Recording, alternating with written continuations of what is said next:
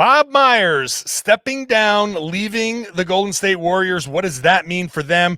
The NBA Finals coming up later. We'll get an early preview. And the Boston Celtics, the team I cover, outdone. What does that mean for Jaylen Brown's future? It's all right now on the Locked On NBA podcast. You are Locked On NBA, your daily NBA podcast. Part of the Locked On Podcast Network, your team every day. Hey there, welcome back to the Locked On NBA podcast. It's a Wednesday, and that means it's us. And I'm back. You're back. I'm back. No NBA Finals for me. I'm John Karalis. Now you're definitely regular Wednesday host here. You can find me on Twitter at John_Karalis. Obviously, I cover the Celtics for Locked On Celtics.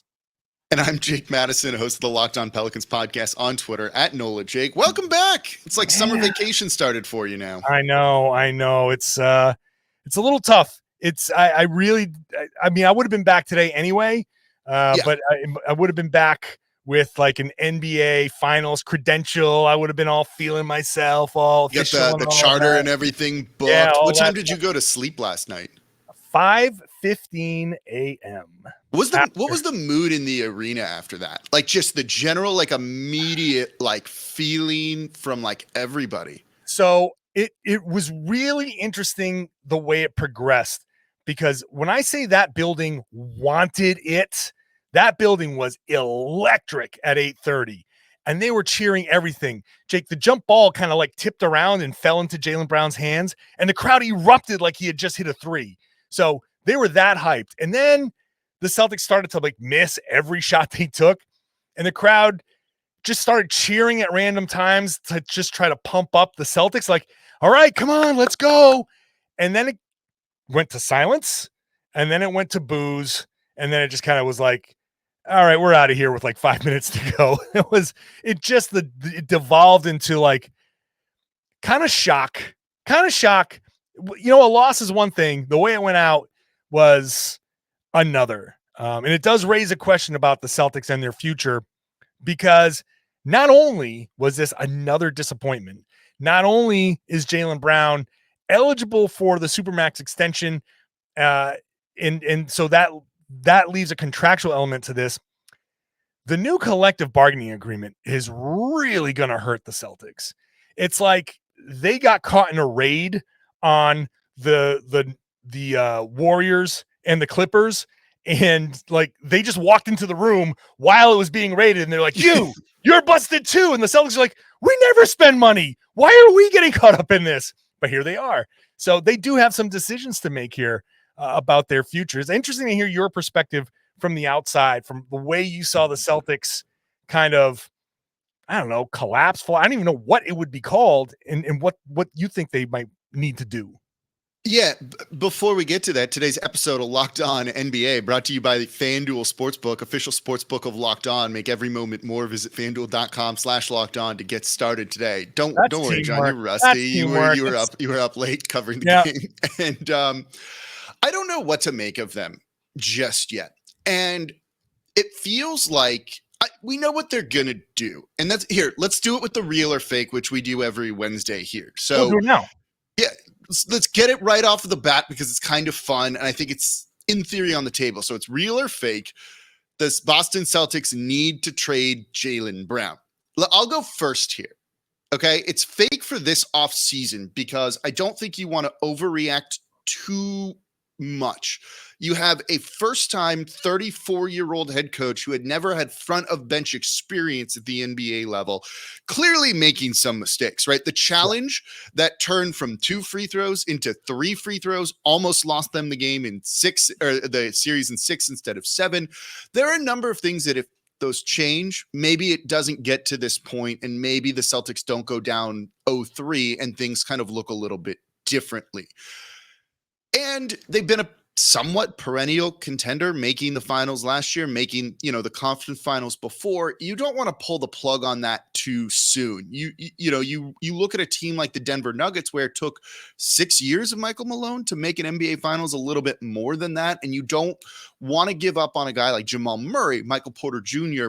too soon, when you know you're good, and it's just hard to win a title, and you need a little luck to go your way.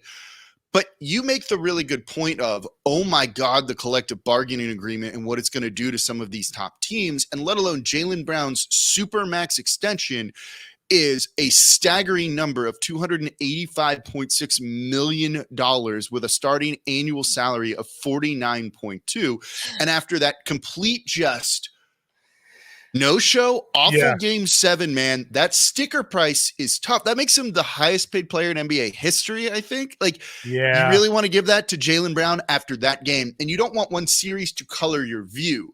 But this is one of those things of, if the Celtics don't make the finals or even win the finals, it might be finals or bust after next season, can you run it back then? I think we're a year too early on this conversation truly being a thing. But in like 12 months from now, man, like this is going to, I'm probably going to be saying real. Yeah, it is fake. It is fake right now. The thing to really, and you're right.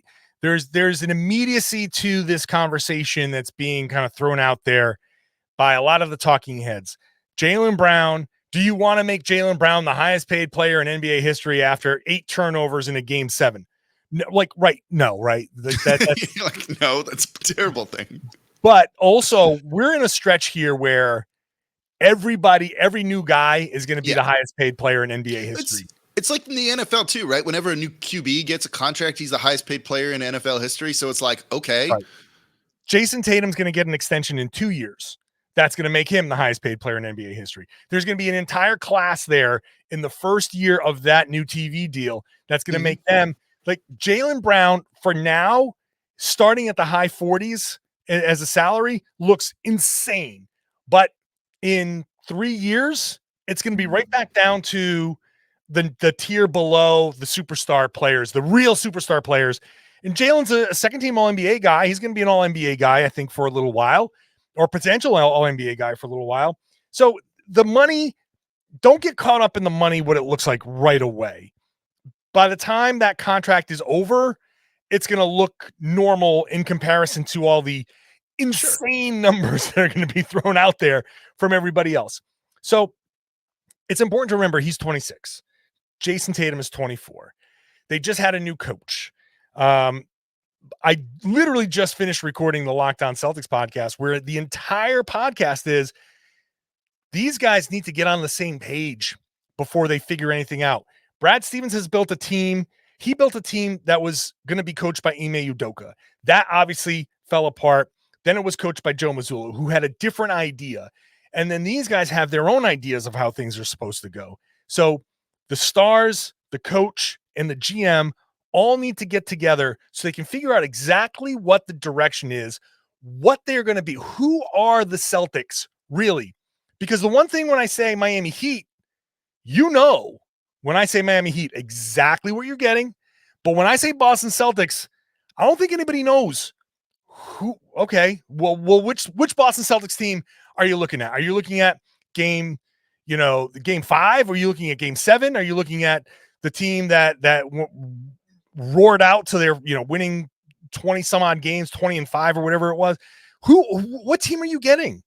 And that's the thing that they need to figure out. So until they figure that out, stick with the guy that stick with the duo that has proven it can get to the finals. They just fell short, 1 game short. I think if you can get past this tumultuous kind of season and figure out who you are, then you get a better sense of what you need, who you need. And like you said, I agree with you. Next summer is when they can say, are they celebrating a championship? And you say, all right, well then whatever. When you celebrate a championship, everything's on you. Great. No worries there then. I look at it similar to a team, the other teams that changed their head coaches, right? When all that heat was on Joe Mazzulla when they're down 0-3 and maybe they need to fire him, they need to do something else. You heard a lot of that kind of chatter, and they were never going to do that, I don't think, because you look at teams and it goes to the conversation with Jaylen Brown, right? It's easier to change a head coach than it is the players. and it's a star-driven league, and he's a second-team All-NBA guy, as you mentioned. He's a two-way player, too. He's great defensively. How many of those exist throughout the league, right? If you can tweak other things around Tatum and Brown, that's what you're going to try and do first before you trade away one of them. It's why the Philadelphia 76ers fired Doc Rivers, brought in Nick Nurse, different voice. Let's not try and get rid of Embiid and Harden, though we'll see with that just yet. Same thing for the Phoenix Suns, right? With Monty Williams, they're going to try and keep that team together because they don't really have options to completely turn it over. And same for the Milwaukee Bucks.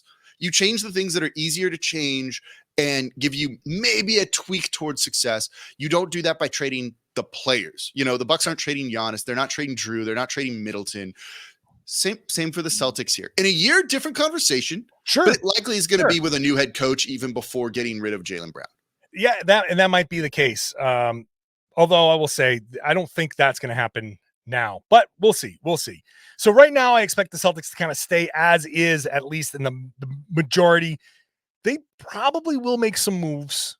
They might have to because of the new collective bargaining agreement, but I don't think Jaylen Brown is going anywhere. Even after 8 turnovers that sent the Miami Heat to the NBA Finals as an 8th seed, the Denver Nuggets sitting there saying, "Oh, we got home court. How about that?" Let's talk a little NBA Finals, shall we? Yeah. All right, we're going to do coming that up next here. Next. First, let's talk about FanDuel.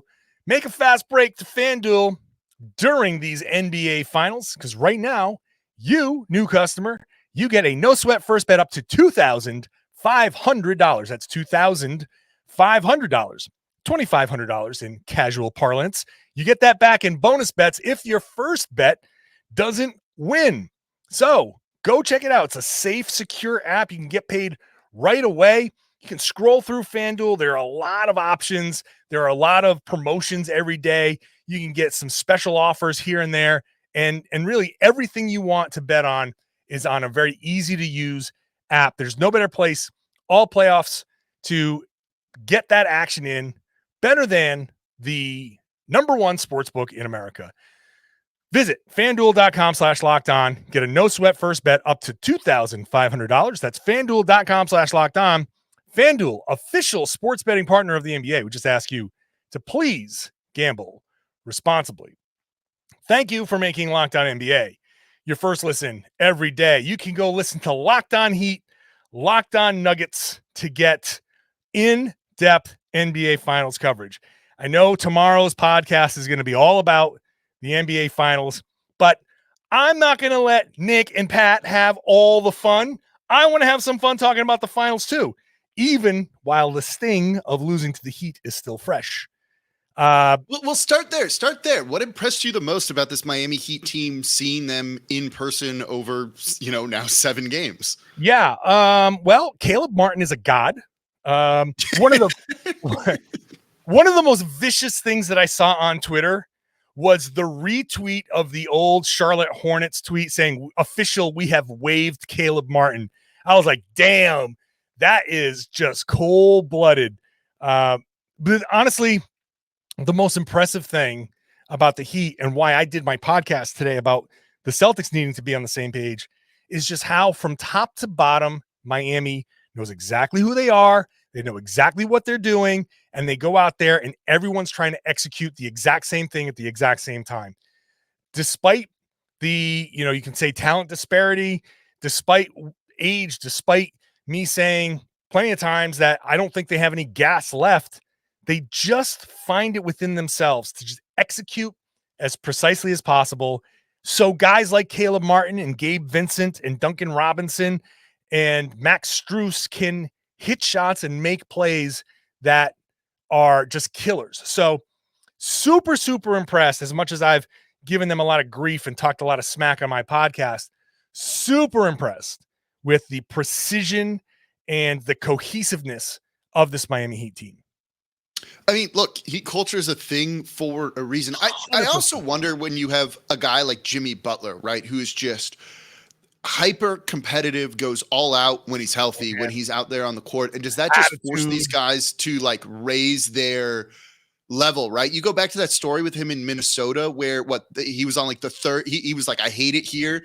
And then he decided to practice with like the third team and they beat the starters because he just kind of like willed them to victory. Yeah. And it's like, it's a thing, man. The dude's like just willpower and how it radiates through the team. Even if he's having a bad game, like you can't let Jimmy Butler down, it feels like. Same for like Udonis Haslem there too. If you go and read any of the articles written about Heat culture, listen to how, I won't call it abusive, Udonis Haslem is, because it works there, but it's like not that when he'll go up to players and be like, it's tough love. And he's like, you're fat. You need to get in better shape. Look at me. I have 6.5% body fat. You better get there too. And it works. And they do it because these guys kind of embody all of that. And so, you know, you look at them and you don't feel like they match up particularly great with Denver, let's say. It feels like this is going to be a Denver runaway. And then I can't comfortably say that, actually, given everything they've done this postseason, constantly beating higher seeded teams because they were the 8th seed, and look at where they are now. And there's just something to that group and Heat culture that you don't. It's like Popovich, right? You never wanted to count him out on missing the playoffs till it truly happened, and now I feel the same way about Heat culture. Yeah. But the thing about Denver, that they are kind of right there with Miami. That's a group, they know who they are. They know what they're doing. They've got talent in the right places to do it. Jamal Murray, I'm excited. I might be most excited for Jamal Murray because he's the guy, like everybody knows Jimmy Butler. And if Jimmy Butler wins a championship, you know, good for him. I think a lot of people will be happy for him. Maybe not in Minnesota, but other places they'd be happy for him. But or Chicago or Philly. Yeah. Joel Embiid will be very happy. There's no bigger Jimmy Butler fan than Joel Embiid, but I think that I'm just thrilled for Jamal Murray to get some of this national shine, and I hope he can step up with this. But to me, it just boils down to the best player in the series is going to be Nikola Jokic, and they don't have an answer for Jokic. I mean, Bam Adebayo is great, but Anthony Davis couldn't handle Nikola Jokic, and so Bam Adebayo won't be able to either. And I just think Jokic is on this next level. I feel like Jokic at the end of the regular season, when he just kind of paced himself and he's like, yeah, it felt like I don't care about the MVP. I've got a plan. And this is kind of like the culmination of his plan. I like what he can do, how much better he makes his teammates. And frankly, the Celtics and the Heat just went 7 brutal games. I thought the Miami Heat would run out of gas in game 7. I don't know how much they're going to have. And now you got to go to Denver altitude for game 1 and game 2. I think that's going to sap a lot of that energy that they have left. They will put up a fight for sure, but I just don't think they can get past Denver.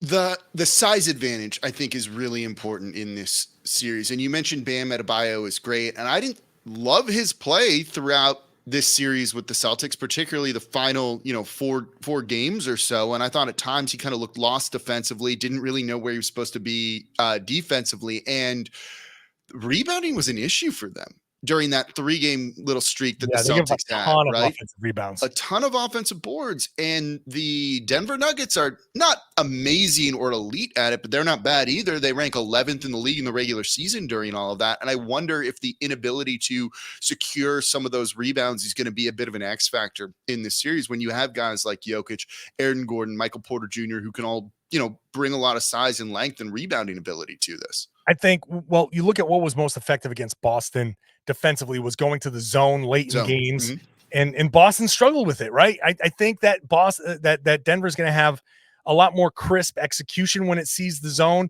and they have guys that can bust that zone. You can just put Jokic in the middle of it and just let him pass around. Look at how much off-ball movement that team has. And, in that game 7, you saw the Celtics go 1 pass shoot against the zone. It's like, well, that's not going to work.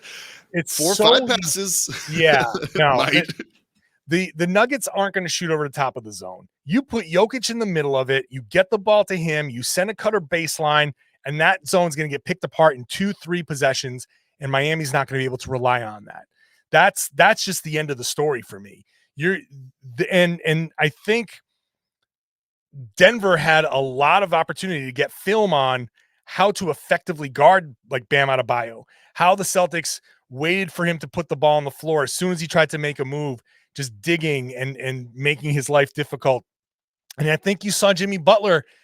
I don't think Denver is going to really have to double Jimmy Butler. I think you saw, like, how many times did Jimmy Butler get blocked straight up against the Celtics? Yeah, that's a good point. He doesn't have a ton left. He has enough to try to have a closing kick like he did in game 6, where he scored 15 points in the fourth quarter.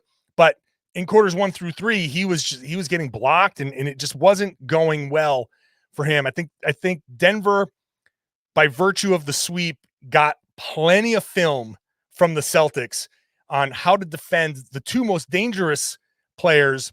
And then you get to see, all right, how do we just stay tight on Vincent and Martin and Strus and try to challenge those 3-pointers a little bit so they're not hitting at a ridiculous rate. I mean, they hit their shots at a ridiculous rate against Boston. Denver, I think, has the advantage of now plenty of scouting, plenty of film, and they have the right matchups to combat what Miami did most effectively against Boston. So I just like Denver. I think, no disrespect to Miami, I just think Denver is gonna win this fairly easily. I wouldn't rule it out. Denver also has a bit of an edge to them this postseason too, like a little bit of like a no one believed in us chip on your shoulder. You hear Michael Malone kind of chirping and talking and building up his guys like crazy. Yeah, and it's been a lot of fun. And you mentioned, they've had a lot of consistency there too, even if some of the guys haven't been healthy, and they've never given up on that team. It goes back to what we were talking about in the last segment, and that kind of familiarity with one another, I think, has really kept them through, particularly when you have the passing of Jokic. Man, that dude is on the same wavelength with some of those guys, because I don't know how he makes some of those reads and passes, and that just comes from years of playing and practicing with one another. But yeah, I mean, Denver's a heavy betting favorite per FanDuel for a reason. Yeah. Well, I know the guys tomorrow, Nick and Pat, are going to have much, much, much more. So make sure you're subscribed to the Locked On NBA podcast. Get that tomorrow. Like I said before, you can get to Locked On Heat, Locked On Nuggets. They're going to have full breakdowns on what you can expect. There will probably be a crossover episode so you can see them yell at each other. Those are always fun. Jake, one of the things I'm most upset about is I didn't get to do a crossover episode with the Locked On Nuggets guys, because that would be fun. Matt or Adam or both, that would have been just, I might just want to do a crossover with them anyway, because I was really, it's going to be your what if over the summer. It's going to be, we're going to do an NBA Finals preview here and what could have been. So go check that out. I will definitely be listening to them for that finals coverage like you're never going to find anywhere else. Meanwhile, we're here to talk about the former champs, Bob Myers and the Golden State Warriors. They're done. They're through. And there were some contractual things. We'd heard the rumors. He puts out a statement saying, "Hey, it's time," which basically means he didn't pay me the money that you thought you were gonna, he thought he was gonna get. I don't know. I feel like whatever. It was time. It was time. Right. He's done. He's gone. He gets to chill, and he gets to leave the mess of the new collective bargaining agreement to the next person. I joked on Twitter saying Bob Myers took one look at the new collective bargaining agreement, said, "You know what? I'm out of here," and that's it. Because the Warriors are the team. I joked about the Celtics kind of being like catching a stray in the CBA here, but this is the Golden State Warriors collective bargaining agreement. It's geared towards breaking them up and stopping the Warriors from basically printing money via the Chase Center and the Clippers as well, but it's really mostly the Warriors. And that job's going to be left to somebody else. And I think a lot of things are going to happen now with Golden State that might get tied to, Bob Myers left and these guys left. And, maybe his connections to some of the players might have been the difference between them staying or going. But I think you're going to start seeing the tear down of the Warriors. And maybe Bob Myers just didn't want to do that. Yeah, I think so. I think when you look at this, I don't know if it's necessarily a money thing or just, it's been a while there, and sometimes you just need a change of pace, want kind of a different view on things or to build something else to, rather than kind of keep this going? Because this summer, what were they going to do? They're going to keep everyone, they're going to run it all back, and they're going to keep going till basically the wheels fall off. And if you're interested, and all these front office types are, from talking to a lot around the league, right? Like, they want to be considered not like NBA title winners, but like executives, right? You want to be in the same name as a dude like Lee Iacocca or something like that, someone who built a company and built a culture and kind of go beyond all of this. And if you just stay there with the Warriors and Steph Curry, Klay Thompson, Draymond Green, etc., are you going to get that? Or are you just going to be the dude that won a bunch of rings, kind of being the GM of the Warriors? And I think that plays into some of this, but certainly the job there is going to be way harder than it was before, unless they just have completely unlimited money. But at a certain point, with the way the new CBA is and like the effective hard cap on that, you're going to have to tear this down. And maybe he just doesn't want to be the guy to do that, I think. And so, this is where I think things could get, it could be the end of the dynasty, right? In theory, it sounds like Mike Dunleavy Jr. is going to be kind of stepping into that role. And then Joe Lacobe's son, Kirk Lacobe, is going to have a more prominent role in the front office, though they're not naming any successors or anything like that yet. I mean, if you're Dunleavy Jr. here and you want to put your mark on the team, going back to what I said kind of in the beginning here, you dismantle the heck out of this team and you try and build something new, right? Isn't that literally the plot of Inception, the movie, and everything? Trying to get someone to kind of get that in their mind here and build up your own thing and make it your own. And so while it seemed like they were going to run everyone back, if you get some new decision maker in there, unless it's already kind of understood you're not doing this,